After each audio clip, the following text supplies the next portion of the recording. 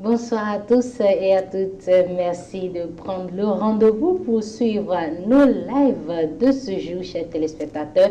Bonsoir encore.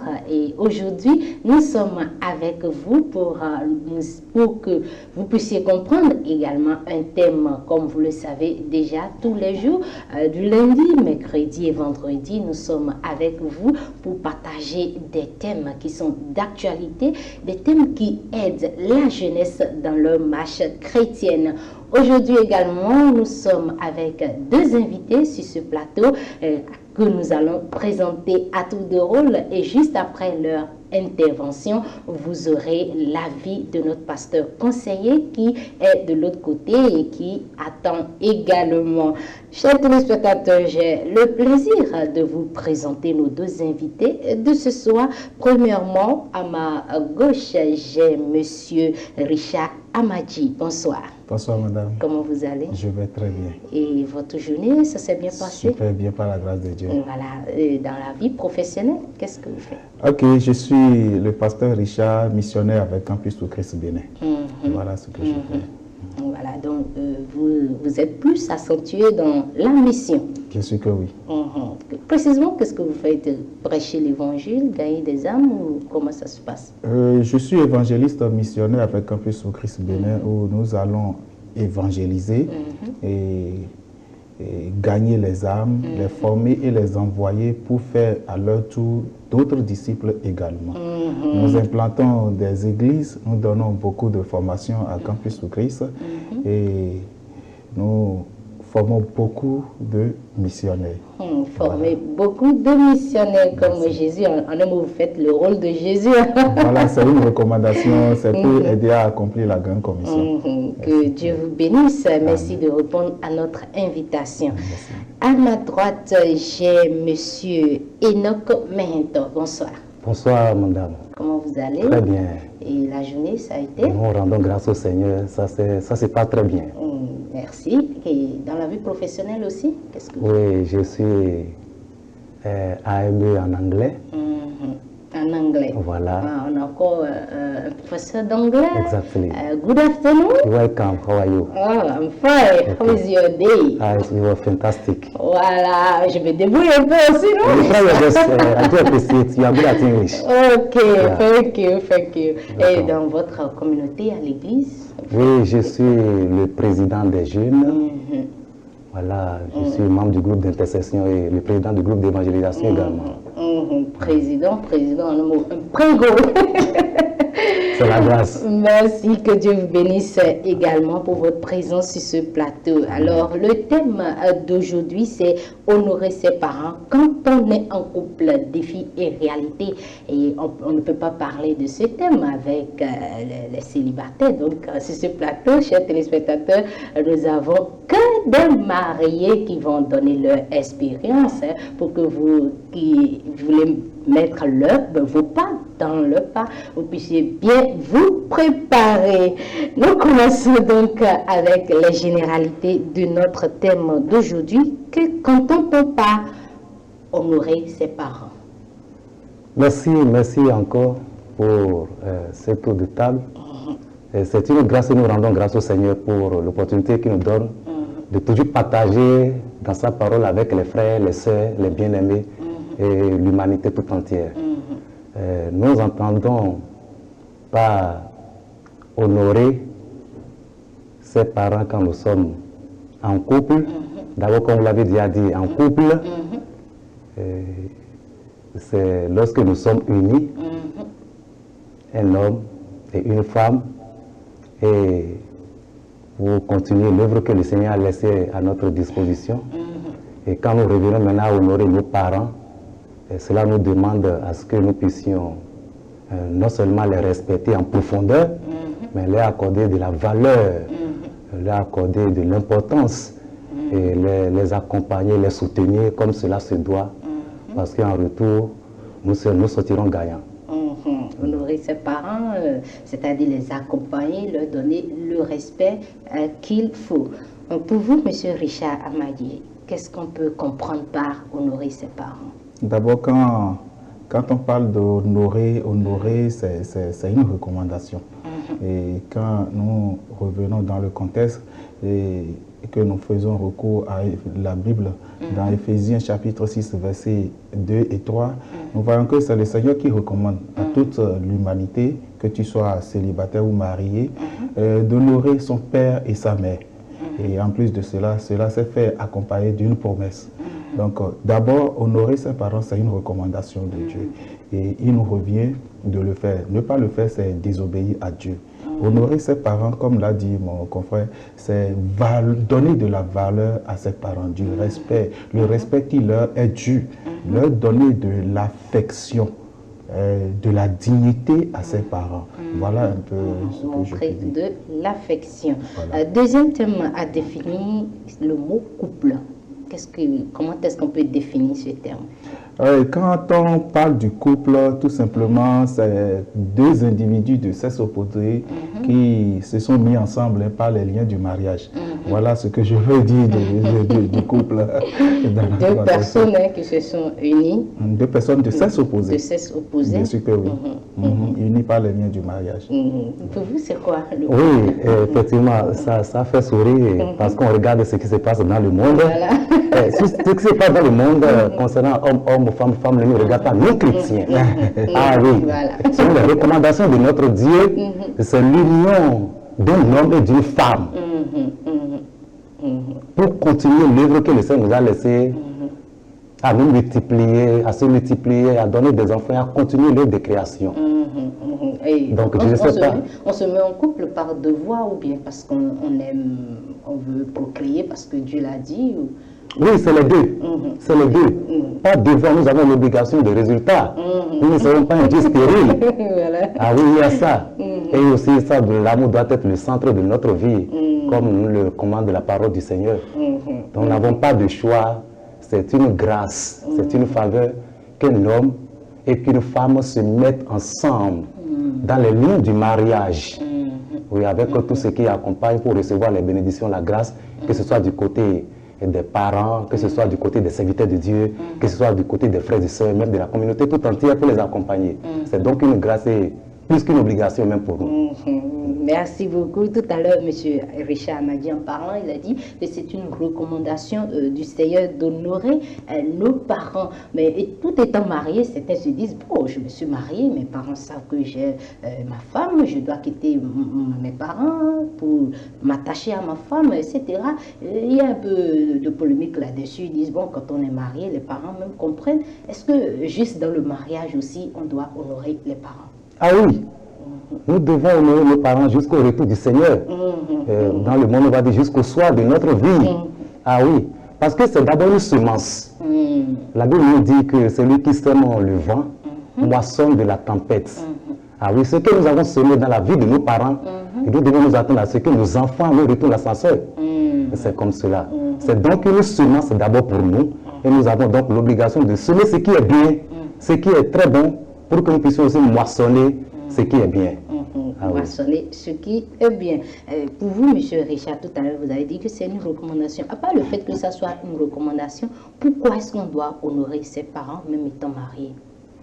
Oui, en fait, le fait de se marier, je ne vois pas pourquoi, ce que cela a avec honorer ses parents en réalité. Parce que, écoutez, le fait de se mettre ensemble et de se marier ne veut pas dire que vous êtes tombé du ciel sur la terre. Non, vous êtes issu de quelque part, de certaines personnes en réalité. Oui. Donc, vous n'êtes pas sorti de l'arbre. Voilà. Donc, si vous êtes un couple, en réalité, cela veut dire que vous avez un père, vous avez une mère, n'est-ce pas? Et cela veut dire que quelqu'un vous a élevé, quelqu'un vous a éduqué, quelqu'un vous a suivi jusqu'à ce que vous êtes arrivé à vous marier. Et si déjà, quand vous étiez célibataire, vous aviez déjà l'habitude d'honorer ses parents, de les respecter, de leur donner de la valeur, et maintenant que vous êtes en couple, qu'est-ce qui vous empêcherait de continuer? Parfois, il y a la femme ou l'homme, il y a ce petit truc-là que les gens avancent comme raison. Ils disent, bon, je dois bien m'occuper de ma femme, je n'ai pas le temps, je vais au travail, etc. Il y a beaucoup de raisons. Est-ce que ces raisons ne sont pas des raisons valables pour ne pas honorer ses parents? On doit toujours le faire. il n'y a pas de raison pour ne pas honorer ses parents. Le fait de se mettre en couple ne peut pas nous empêcher d'honorer ses parents. D'abord, comprenez une chose. Si vous aviez déjà l'habitude de le faire, maintenant que vous êtes en couple, ce serait aussi facile. Bien sûr que oui. Alors, si c'est madame qui vous empêche d'honorer les parents, c'est dit que madame est devenue un problème dans le foyer. Et si c'est papa qui empêche madame d'honorer ses parents, ça dit que papa est devenu un autre problème. Parce que, écoutez, lorsque vous êtes ensemble, et je l'ai dit tout à l'heure, c'est quelqu'un qui vous a formé, c'est quelqu'un qui vous a élevé, c'est quelqu'un qui vous a donné de l'affection aussi. Et vous êtes appelé aussi à être en retour des parents.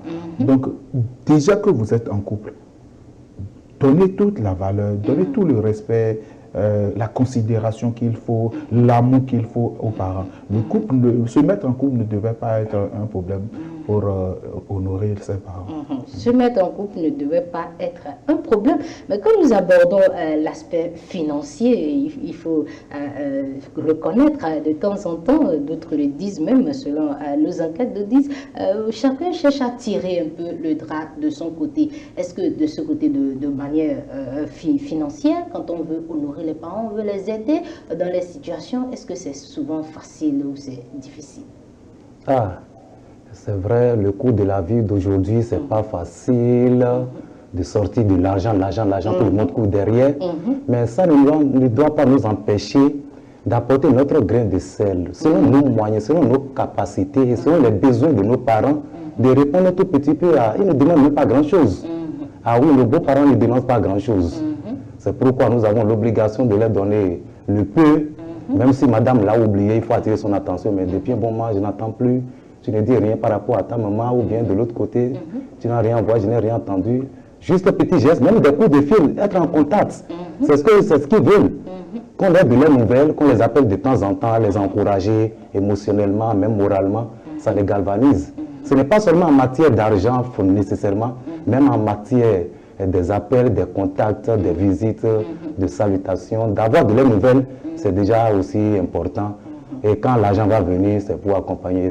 Il ne demande même pas grand-chose. Il ne demande pas grand-chose. Merci beaucoup pour M. Enoch Mentor. Il ne demande pas grand-chose. Vous êtes aussi, David? Bien sûr que oui. Et savez-vous, quand on dit honorer ses parents, ça n'a rien à voir avec l'argent.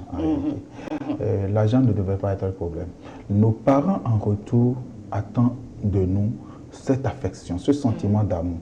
Il faut que nous leur démontrons de l'amour. Il faut qu'ils se sentent assistés. Il faut qu'ils se sentent soutenus autant que possible par leurs enfants. Et cela, c'est une manière de leur démontrer combien vous les aimez. Avoir de l'argent, donnez-leur ce que vous pouvez. Même si vous n'en avez pas, ce n'est pas seulement l'argent. Un coup de fil, un petit bonjour, une petite visite pour dire, juste pour te saluer, je veux juste avoir de tes nouvelles. C'est une manière d'honorer ses parents. C'est une manière de leur donner de la valeur. C'est une manière quand vous appelez votre parent, un matin, papa, c'est juste pour vous dire bonjour. Ça lui donne le sourire aux lèvres. Ça lui donne la joie au cœur. Il est content. Lorsque ce dernier, il est entre ses amis, il est en famille, ou bien quelque part, et que c'est un coup de fil de son fils ou bien de sa belle-fille qui l'appelle pour dire papa, c'est juste entendre ta voix qui me plaît. Ça lui donne la joie. Et au milieu de ses amis, de ses compagnons, il se sent heureux, honoré, valorisé. Voilà un peu. Il faut qu'il soit assisté. Lorsqu'il est là et que vous lui faites une visite pour dire, bon, c'est juste pour voir comment tu vas avec vos petits-enfants, ou bien même seul, vous allez juste pour le saluer, voir comment est-ce qu'il a bien dormi, est-ce qu'il a mangé aujourd'hui, bon, ça va, bon, c'est juste pour te dire un petit bonjour. C'est une bénédiction, c'est une grâce, c'est de la valeur, et c'est ça qui jaillit sur nous en retour. C'est pas de l'argent, bien aimé, c'est pas de l'argent. Et si l'argent est là, voilà, pour les parents qui sont vraiment ancrés sur l'argent, j'étais envoyé à l'école, j'ai tout fait, donc en retour, il faut que tu prennes vraiment bien soin de moi. Vous savez, comment il faut faire. Nous sommes dans une société où la situation économique est un peu critique, d'accord? Et je voudrais dire que ce n'est pas, comme je le répète en fait, ce n'est pas forcément l'argent.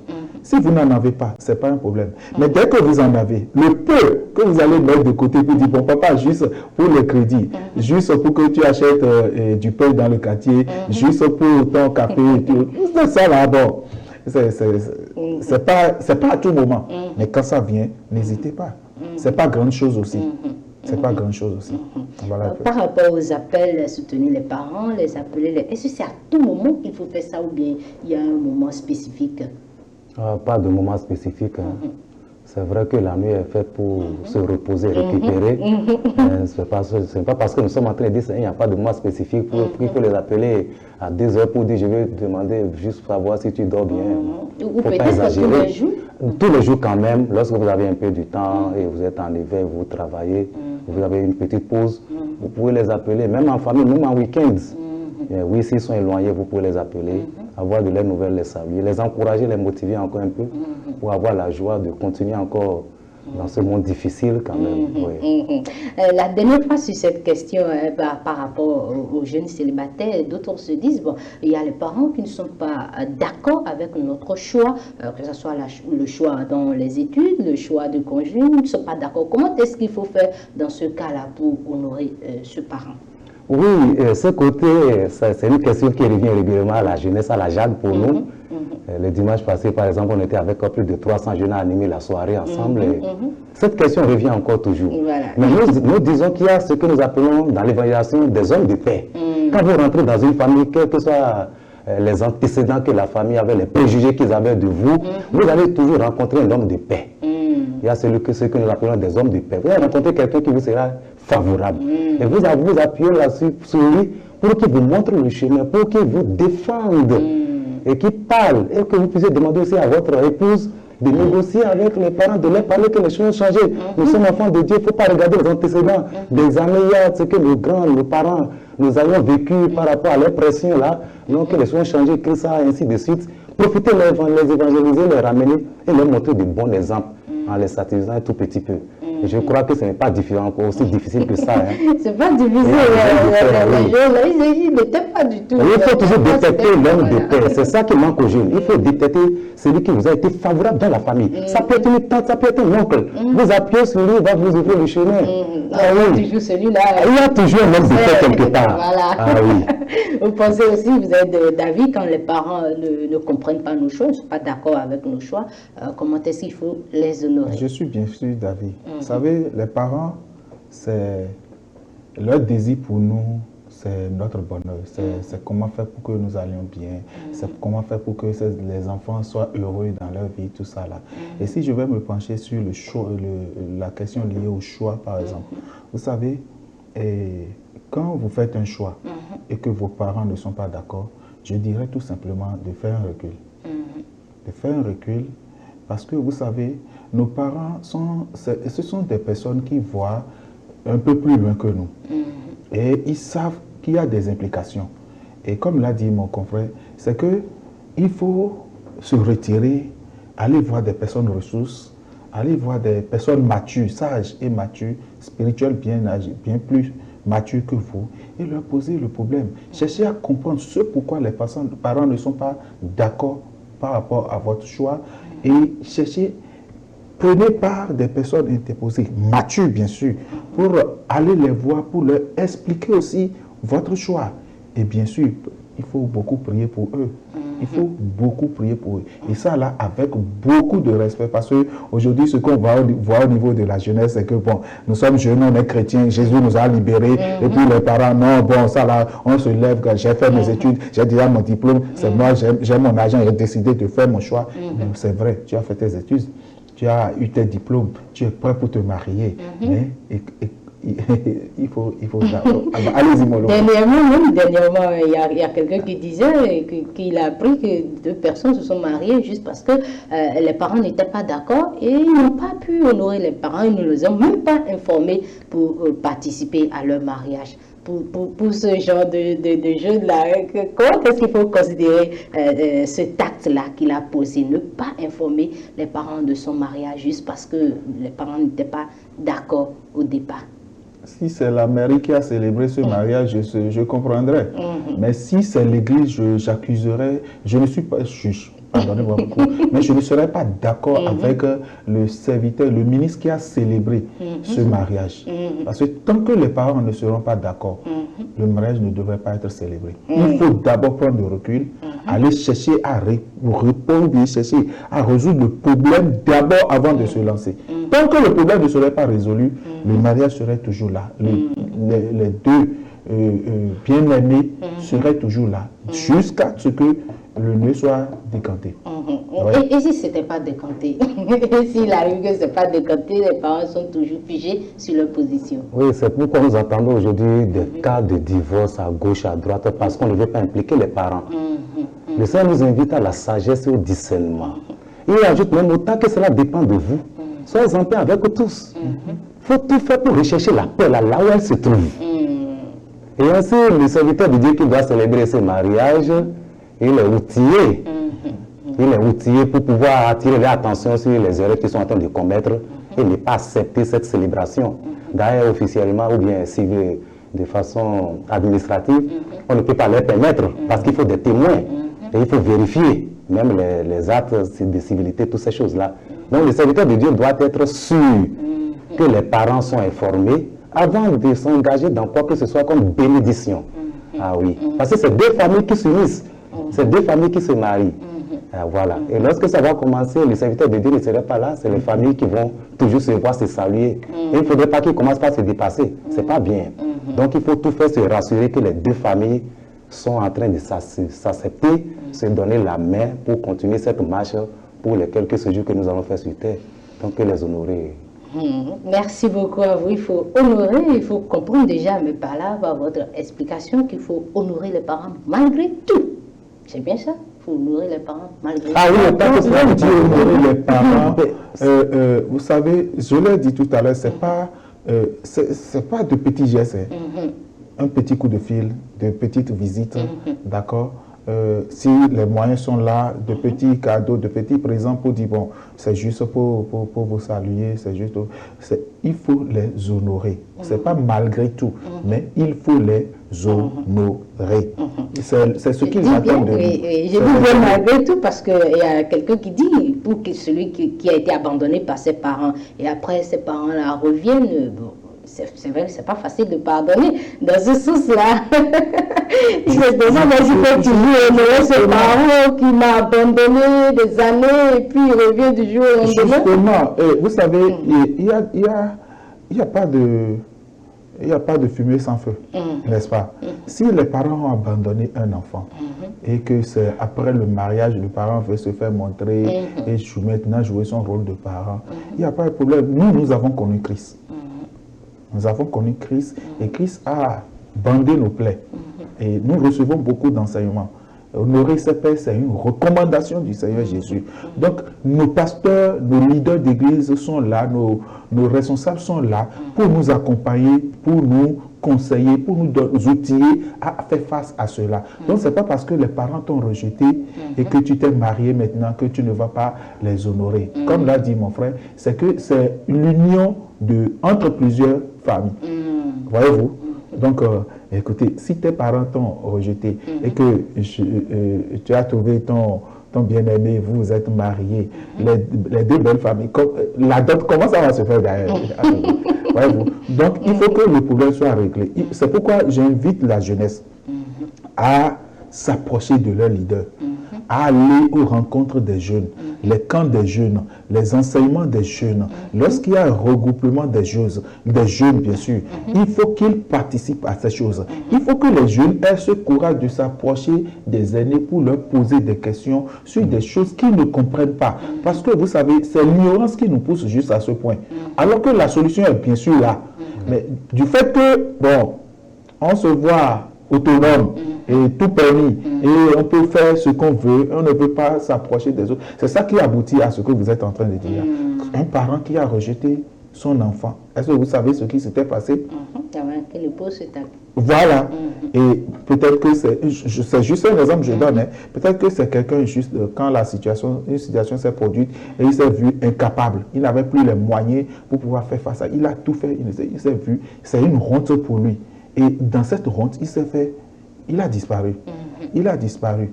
Mais dans sa disparition, il se cherchait, il faisait l'effort de trouver les moyens pour pouvoir, d'une manière ou d'une autre, revenir régler ce problème-là. Mais l'enfant ne sait pas. Peut-être c'est un problème entre maman et papa. Mais écoutez, l'enfant qui est entre maman et papa n'était pas là quand papa a rencontré maman. L'enfant là n'était pas là quand maman parlait ou bien maman acceptait les avances de papa. Donc l'enfant qui dit mes parents m'ont rejeté, donc je ne vais pas les honorer. Cet enfant, pardonnez-moi beaucoup, il est sous malédiction. Il est sous malédiction. Donc je l'ai dit, il faut que les jeunes s'approchent des aînés. Il faut que les jeunes participent aux rencontres de la jeunesse pour pouvoir apprendre beaucoup de choses, pour comprendre beaucoup de choses. Ça va les aider à évoluer, à réussir leur vie de couple, à réussir dans leur profession, dans la vie active. Voilà un peu ce que je peux te dire. Merci beaucoup à vous pour cette explication, cette précision.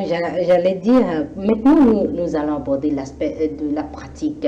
Vous êtes déjà marié, vous êtes déjà dedans. Est-ce que il vous est arrivé parfois de faire face à des défis ou dans l'aspect d'honorer les parents, des défis ou des réalités ou des difficultés? Difficulté, je vais dire, pas encore, pas la grâce de Dieu. Le Seigneur va nous donner les moyens de surmonter si ça va venir. Sinon, c'est toujours dans la joie. Hein. De notre côté, c'est toujours dans la joie. Par rapport même à la question de tout à l'heure, j'avais déjà eu une idée, mais est-ce que c'est parce que papa a fait erreur ou bien maman a fait erreur que moi-même je vais répéter l'erreur? Le Seigneur m'a dit d'honorer mes parents, il n'a pas dit à condition qu'ils soient bons ou bien qu'ils soient mauvais ici et ça. Je respecte, je dis à la voix du Seigneur. Ah oui, c'est comme ça. Si j'avais la chance d'être là quand il avait des difficultés, je pouvais apporter un grain de sel comme solution, j'allais le faire. Maintenant que j'ai grandi, je ne sais pas, je ne suis pas là pour être maintenant le juge ou bien avocat de qui que ce soit pour défendre l'autre. Non, je les honore suivant la parole du Seigneur. Il n'y a pas de condition là. La condition qui est là, c'est que si je les honore, je vais prolonger mes séjours sur terre. C'est ce que me dit la parole du Seigneur. Donc je garde cette parole dans mon cœur et je joue ma partition, je joue mon rôle. Ah oui, pour les honorer, qu'ils soient séparés, qu'ils soient de n'importe quel côté, moi je les honore, je joue mon rôle. Ben voilà. Jouer son rôle en tant qu'enfant, et on a des parents, quel que soit ce qui se passe, on a l'obligation de les honorer. Chers téléspectateurs, avant de prendre le conseil ou l'avis, le dernier avis de nos chers invités sur ce plateau, je voudrais vous dire encore que l'application MSE Média est disponible pour vous. Vous pouvez télécharger cette application sur Play Store pour suivre toutes nos émissions, pour suivre également nos émissions en radio, MSE Radio, MSE TV, tout est sur l'application MSE Média. Nous allons continuer et progressivement nous tendons vers la fin. Cette fois-ci, quel conseil avez-vous à donner à tous ceux-là qui nous suivent en ce moment sur l'aspect d'honorer ses parents? Oui, si j'ai quelque chose à dire à ceux qui nous suivent à cet instant, qu'ils soient chrétiens ou non, nous espérons que le Seigneur va les appeler, ceux qui sont encore loin de la face du Seigneur, le Seigneur va les ramener dans sa bergerie, qu'ils honorent leurs parents et les beaux-parents également. Ils ne demandent pas grand-chose, la chose est possible. On dit souvent vouloir, c'est pouvoir. Si tu as la volonté, il y a toujours les moyens pour y parvenir. Et le Seigneur va te soutenir, même si tu n'es pas chrétien. Puisque c'est de la voix de Dieu qu'il s'agit, Dieu va te bénir, les bénédictions là vont t'accompagner. Et là, tu ne vas pas raccourcir ton séjour sur terre selon ses promesses. Merci beaucoup pour ce conseil. Nous sommes à présent, monsieur Richard Amadi.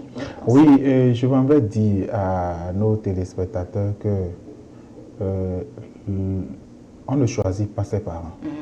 Les parents, c'est une bénédiction, c'est un don de Dieu. Que tes parents, ton papa soit sourd-là, ta maman soit pauvre, non instruite, et bon, ne pas développer comme on le dit là. Quel que soit son statut, qui elle est, sachez que c'est un don de Dieu. Et Dieu l'a mis là pour vous. Et vous avez l'obligation de les honorer. Honorez-les. Qu'ils soient féticheurs et que tu es chrétien, qu'ils soient chrétiens comme toi, ou bien pauvres, je ne sais pas, c'est ton père, c'est ta mère. Et Dieu te recommande de l'honorer. Vous savez, la Bible dit dans le livre de Jean chapitre 14 que si quelqu'un aime Dieu, celui qui aime Dieu, c'est celui qui garde ses commandements. Et celui qui garde ses commandements, Jésus a dit, je viendrai à lui et mon Père et moi, nous allons demeurer chez lui. Ça veut dire quoi? Lorsque vous obéissez à Dieu en honorant vos parents, vous regardez le commandement de Dieu. Et vous demandez à Jésus, vous demandez à Dieu de venir demeurer chez vous. Imaginez que Jésus vienne demeurer chez vous. Imaginez tout ce qu'il y a autour. Donc, je vous invite, jeunes, allez aux rencontres de la jeunesse, cherchez à échanger avec les aînés pour pouvoir mieux comprendre, pour pouvoir bien réussir dans votre vie de couple et même professionnellement. Voici. Merci beaucoup à vous, chers invités. Merci à Enoch Mehento, il est enseignant et il est aussi le jeunesse. Nous disons merci également à Richard Amadji qui est en train de lutter pour gagner des âmes dans le groupe Campus pour Christ. Donc il est disponible si vous avez reçu l'appel pour servir. Il est là pour vous former comment gagner les âmes. Merci à vous, chers téléspectateurs, pour votre aimable attention. Nous allons à présent aborder la deuxième partie de cette rubrique Parole aux jeunes. Ce sera avec le pasteur Hadji Paul. On le reçoit.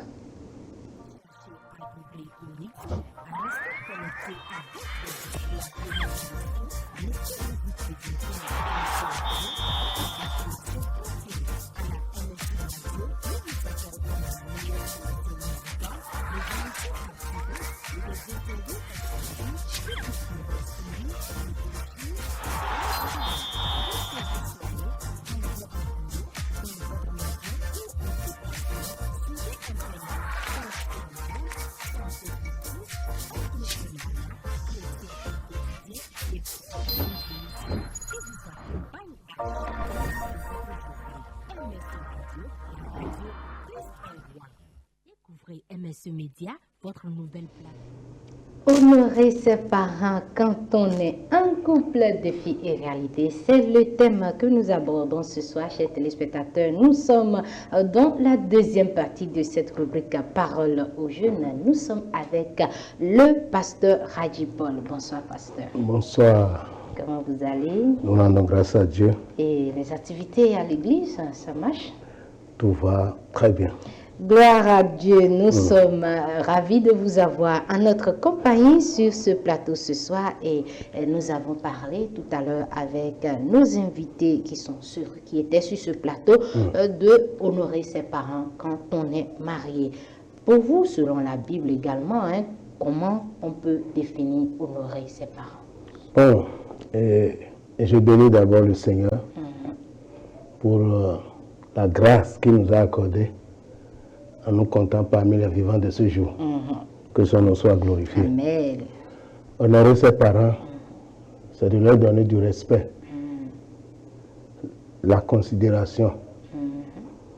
C'est très important. Donc, on doit les respecter. On doit les considérer. Voilà. On doit considérer les parents et les respecter également. Oui. Pourquoi est-ce qu'il faut le faire justement? Est-ce parce que la Bible le demande ou bien naturellement parce qu'ils sont également nos parents? Dieu est sage. Et les parents d'abord, l'enfant que cette maman a porté pendant 9 mois. D'abord, les 3 premiers mois, c'est ce que l'enfant veut.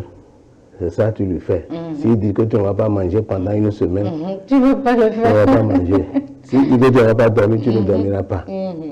Et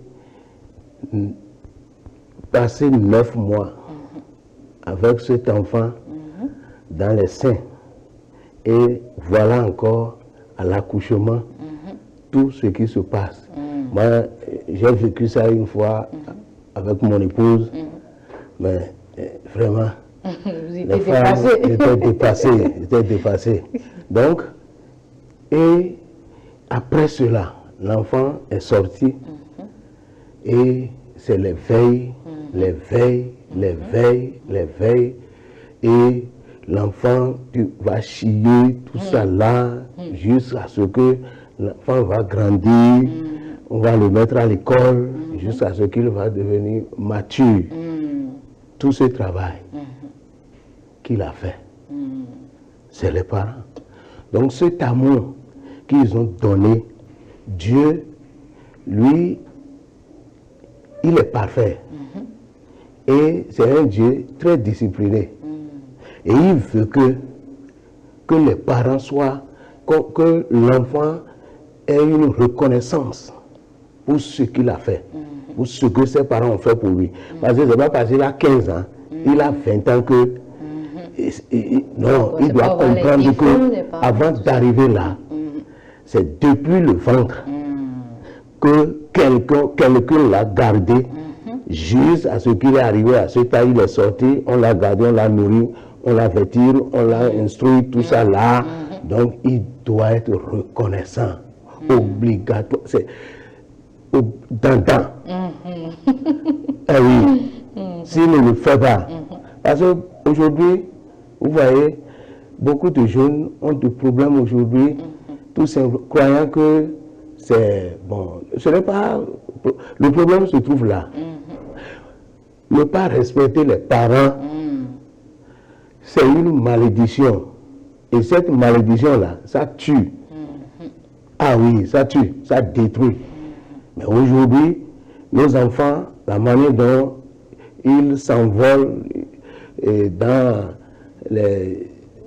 la vie commune là, bon, aujourd'hui, la technologie a tellement évolué qu'ils croient que tout se trouve là, qu'ils n'ont plus personne derrière, qui les avait protégés, gardés, et ils rentrent dedans, ils font n'importe quoi, et à un niveau donné, on dit, maintenant tu es déjà grand, tu n'as plus besoin des parents, tu peux te défendre toi-même.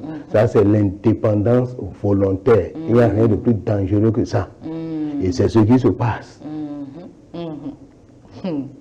Pour ne pas en arriver à cette indépendance involontaire qui amène aussi la malédiction. Oui, parce que, bon, comme nous sommes en train de parler du couple, on a dit d'honorer les parents. Ce n'est pas d'abord le couple. Quand tu as vu l'homme, ou bien tu as vu la femme, la première des choses, ce n'est pas ce que tu as vu là qui est important. Mais qui a éduqué cet enfant? C'est la première des choses que tu dois avoir dans la tête. Et chercher à connaître ses parents. C'est là où il faut... Si tu n'aimes pas les parents par là, tu auras des problèmes devant. Ah oui, tu dois connaître les parents. Et comment faire pour les voir? Et c'est à eux maintenant d'ordonner, c'est eux qui ordonnent, c'est les parents qui ordonnent le mariage. D'abord, avant que l'État ne certifie, l'État lui certifie, avant que l'Église ne bénisse le mariage. Si les parents ne donnent pas, parce que c'est eux qui ont gardé leur enfant, parce qu'il y a ce qu'on appelle le lien maternel, le lien paternel. Si nous brisons ce lien-là, nous aurons des problèmes. Donc, toi qui as vu la jeune fille, c'est une bonne chose. Mais le problème ne se trouve pas là. Tu dois rencontrer ses parents. Quand tu rencontres ses parents, ça veut dire que tu as considéré ceux-là qui ont protégé, nourri, vêtu cet enfant jusqu'à ce qu'il est arrivé à la maturité. Il ne faut pas regarder les pamplemousses qu'il a devant là. Ah non. Et maintenant, quand tu amènes le problème au niveau des parents, c'est les parents qui vont, c'est les parents qui doivent envoyer leur fille en mariage. Et aujourd'hui, qu'est-ce que nous constatons? On se voit en même temps, c'est fini, l'amour prend feu, et on va chercher le sac de Dangote là. La fille va chercher le sac de Dangote de Nigeria 100 francs là, il met quelques soutiens, mais quelque part, et c'est fini, il va sous le toit, ça c'est une malédiction. Oui, ce n'est pas là-bas qu'il va honorer les parents. S'il n'a pas pu honorer les parents avant d'aller sous le toit de quelqu'un, ce n'est pas là-bas qu'il va honorer les parents. C'est fini, c'est gâté. Ah oui. Pour ne pas que ça se gâte, parce que je sais que nos téléspectateurs aussi ne veulent pas et on ne souhaite pas également ça pour eux. Comment est-ce qu'il faut faire pour honorer véritablement ses parents quand on est en couple, quand on est jeune?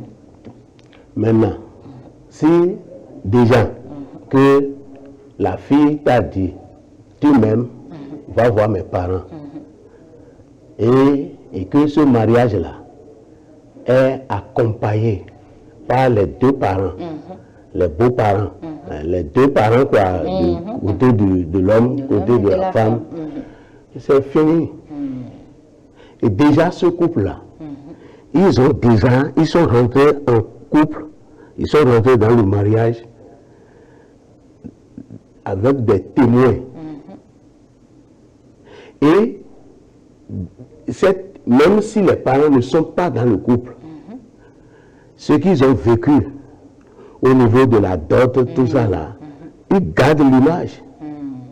Et dans le couple là, chacun est prêt à honorer ce que les parents ont fait. Parce que c'est grâce à eux, et ils étaient présents quand nous nous sommes mis ensemble. Donc les parents sont toujours présents. Et ce n'est plus difficile. Quand l'homme dit, quand la femme dit, ah, je veux visiter mes parents, l'homme dit, il n'y a pas de problème. Parce que ce qu'ils ont fait au niveau du mariage avant d'aller là, les parents sont élevés, donc ce respect-là, ça reste. Ça reste. Et l'homme, ça se gère. Et quand l'homme aussi décide même, la femme aussi est prête pour aller, et les choses là, ça va, ça marche correctement. Et maintenant, quand ils décident quelque chose, pour les deux côtés, ils se mettent ensemble pour le faire. Si c'est vous payer de pain, ce n'est pas le mari seul qui fait, la femme aussi participe, et ainsi de suite, et vice versa, et ça marche bien. Et quand les parents, vous allez voir, quand ça encourage les parents même d'aller visiter leur belle-fille, leur beau-fils, et quand ils vont, c'est que l'atmosphère, ça fonctionne. Et ils ont ce respect-là, ça se donne. Et les mariés, quoi, ils donnent ce respect-là aux parents. Oui, c'est ça. L'homme donne à cause de la femme qu'il a trouvée, et la femme aussi donne à cause du mari de l'homme qu'il a trouvé. Parce que tout a été fait avec respect. Tout a été fait avec considération. Oui, et même les choses là sont là, les souvenirs sont là. Ils ont un agenda où les photos là, quand on avait fait la dot, au moment où on tirait la femme pour amener vers les beaux-parents, on se mettait à genoux, tout ça là, les vues sont là. Et ils regardent ça. Vous voyez, donc c'est comme ça que ça se passe. Mais se jeter sur le toit de quelqu'un, c'est la voie écrasée. Ça ne marchera pas. Aucun parent ne viendra vous visiter. Vous allez vivre dans votre désordre là jusqu'à ce que jour ça va capoter. Oui, c'est tout. Merci beaucoup à vous, cher pasteur, pour vos conseils. Pour finir, est-ce que vous avez encore quelque chose à dire à l'endroit de tous ceux-là qui nous suivent en ce moment? Oui. D'abord, je voulais parler aux parents qui ont encore des enfants qui ne sont pas encore partis en mariage.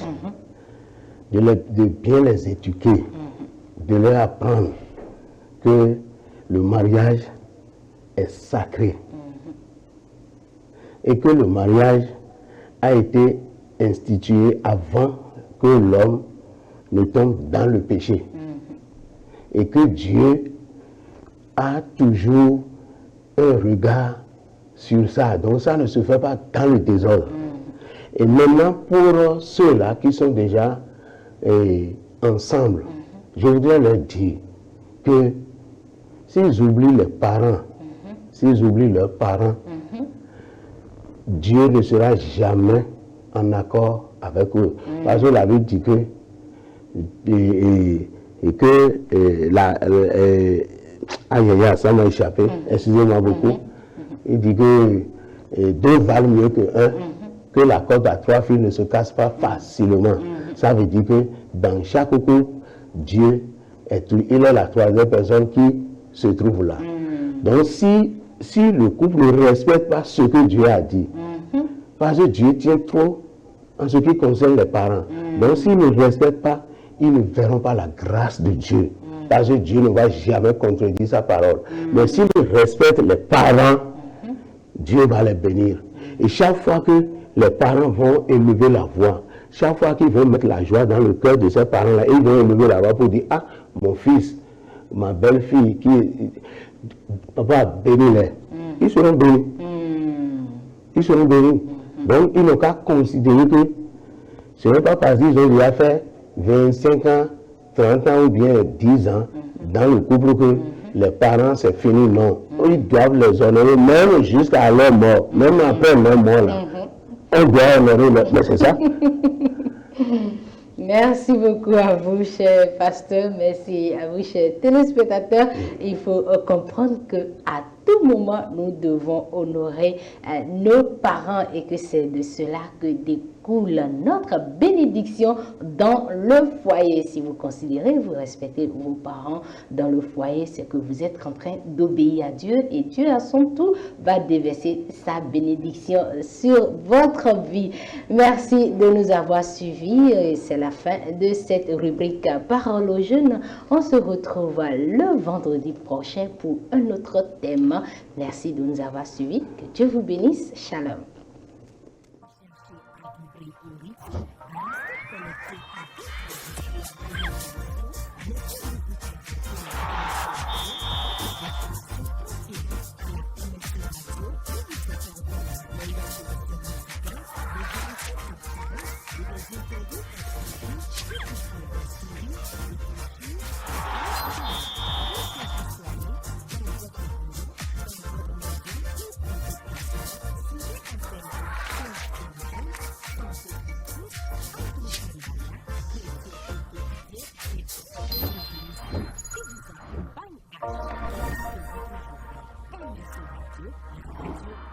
Please